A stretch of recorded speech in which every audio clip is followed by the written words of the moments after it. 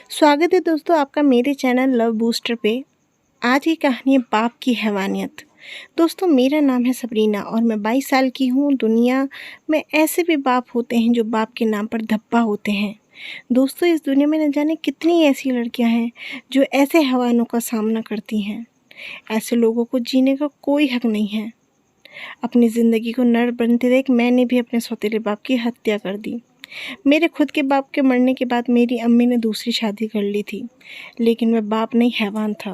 उसकी पहली बीवी से 2 बेटे और 1 बेटी थे और मैं मेरी दोनों बहनों उस परिवार में ऐसे रहते थे जैसे कि कोई नौकर। हमारा सौतेला बाप हमसे प्यार नहीं करता था और ना ही हमें अपनी औलाद मानता था और अपने बेटे और बेटियों के हर ख्वाहिश पूरी करता और बहुत प्यार करता था। मेरी सुंदरता और मेरे ऊपर से गरीबी, इस वजह से हर कोई मुझे गंदी निगाह से देखता था। मेरा सौतेला बाप हमेशा मुझे गंदी निगाहों से देखता और हमेशा मुझे गलत तरीके से छूने की कोशिश करता था।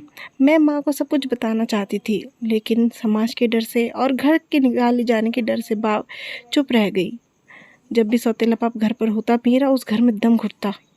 मैं वहाँ से भाग जाना चाहती थी, बहुत दूर चली जाना चाहती थी, पर सौतेले बाप की निगाहें और उसकी छूने की कोशिश मुझे झंझोड़ के देती थी। एक दिन मेरे सौतेले बाप ने मुझसे कहा कि तुम मुझसे शादी कर लो, वरना तेरी माँ और बहनों को मार दूंगा। मैं बहुत ज़्यादा डर गई थी। मुझे डर के अलावा कुछ नहीं समझ आता था। मैं दिन रात डरी डरी और खोए खोए रहने लगी। मेरी माँ ने मुझसे पूछ लिया और मैंने सारा हाल बता दिया। ये सुनकर मेरी माँ को बहुत गुस्सा आया और वे उस आदमी को मार देना चाहती थी। उस रात मेरी माँ और बाप के बीच बहुत लड़ाई हुई और उसने मेरी माँ को बहुत मारा पीटा और मेरे साथ ज़बरदस्ती करने की कोशिश की।